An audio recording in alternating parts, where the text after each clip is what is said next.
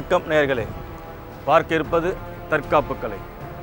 குறிப்பாக பணத்திற்காக சிறுவர் சிறுமியரை கடத்தும் செயல் நாளுக்கு நாள் அதிகரித்துள்ளது.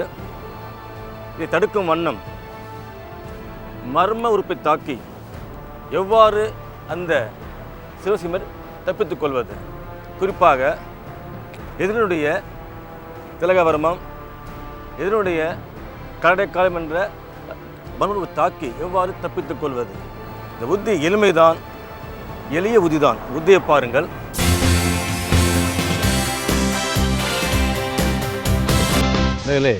பார்த்து கொண்டிருப்பது ஒரு எதிரியோ அல்லது சமூக விரோதியோ உங்களுடைய இருக்கை என்ன செய்வது.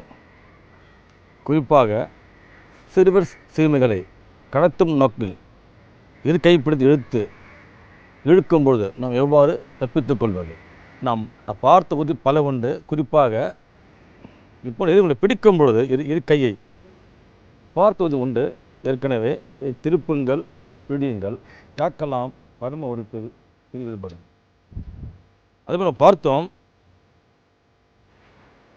கையை தூக்குங்கள், பிடியுங்கள், உள்ளே செல்லுங்கள், லவகமாக எதிர்க்கீழே வீழ்த்தப்படுவோம். நம் பார்த்த உத்தி. மேலும் ஒரு உத்தி பார்த்தோம், கையை மேலே தூக்குங்கள், உள்ளே சென்று தள்ள எதிரி தானாக விடுவான். மேலும் ஒரு உத்தி பார்த்தோம், எளிய உத்தி. ஒரு பிடிக்கும் பொழுது கையை பிடித்து உள்ளே செல்ல வேண்டாம், கை இழுங்கள், தாக்கலாம், எதிரி வீழ்த்தப்படுவான். இவ் அனைத்தும் பார்த்த உத்தி தான். பார்க்கிறது ஒரு புதிய உத்தி. என்னவென்றால், ஒரு சிறுவரையோ சிறுமியையோ கடத்தும் நோக்கில் அவர்களை பின்பக்கம் பிடி தூக்கும் என்ன செய்வது. இந்த புத்தி ஒரு வர்மக்களை சார்ந்த புத்தி தான். அதாவது ஒரு சிறுவர் சிறுமியை தூக்கும்போது, பின்பக்கமாக தூக்கி செல்லும் பொழுது அவர்கள் தன்னுடைய பின்பக்க மண்டை தாக்கலாம், திலக வர்மத்தில், மேலும் தாக்கலாம் காலால், மர்ம உறுப்பில், கடைகாலம். இறுக்கி பிடிக்கும் பொழுது ஒரு சிறுவரையோ சிறுமியோ நீங்கள் உங்களுடைய தலையை கொண்டு தாக்குங்கள், தாக்கலாம், மர்ம உறுப்பில் பிடி விடுபடும். இது புத்தி எளிமைதான்.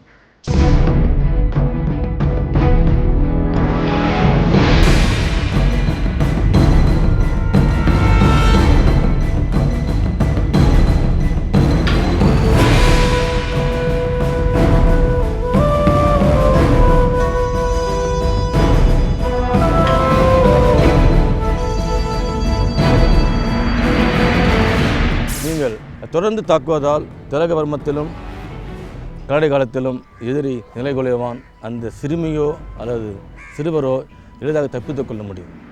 பயிற்சியை பாருங்கள்.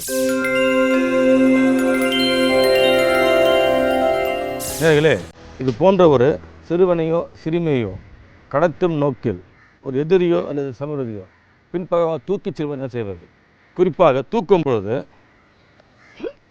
இது போன்று இரு கைகளையும் பிடித்து தூக்கி செல்லும் பொழுது அதெல்லாம் எதுவும் செய்யலாது. ஆனால் நீங்கள் இது போன்ற சிறுவனோ சிறுமியோ முறையாக தற்காப்பு படிக்கும் பொழுது அந்த பிடி எளிதே. குறிப்பாக பின்பக்க மண்டையை வைத்து தாக்கலாம், திலக வர்மத்தில் பிடி தளரும், தாக்கலாம் காலால் கலாடி வர்மத்தில் தாக்குங்க, பிடி விடுபடும். மறுபடியும் பாருங்கள்.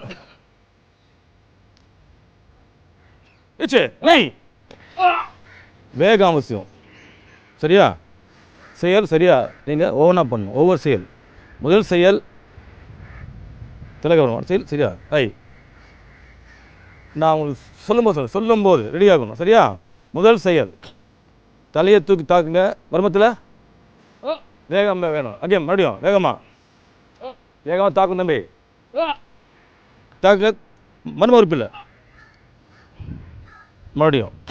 அதாவது உங்களுடைய அவன் எதிரி ஒரு பெரிய ஆள். உங்கள் தாக்குதல் வேகமாகவும் வலிமையாக இருக்கணும். அப்போ தான் உங்கள் பிடி விடுபடும்.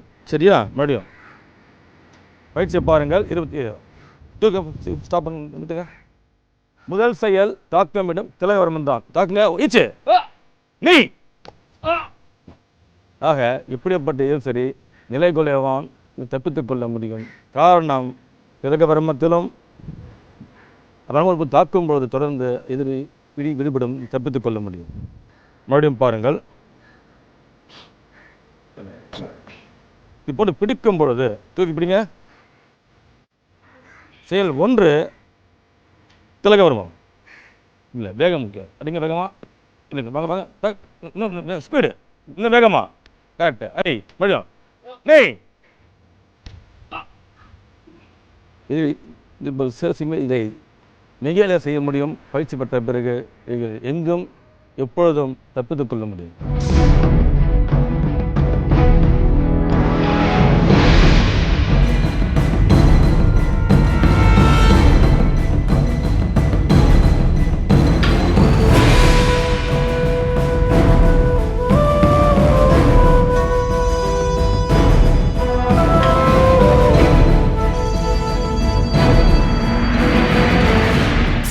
மறுபடியும் பாருங்கள். இறுக்கி பிடிக்கும் பொழுது முதல் செயல் தூக்கி தாக்குவது செயல் மறுமுறுப்புத்தான். ஆக நீங்கள் தொடர்ந்து தாக்கும் பொழுது எதிரியுடைய நிலை குலையும், தப்பித்துக் கொள்ள முடியும். தேவை முறையான பயிற்சி மட்டுமே.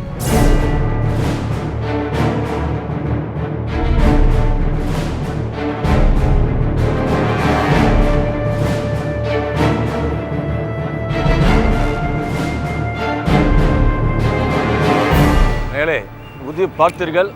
உதி எளிமைதான். இந்த உதியை சிறுவரோ சிறுமியரோ மிக எளிதாக செய்ய முடியும் பயிற்சி பெற்ற பிறகு.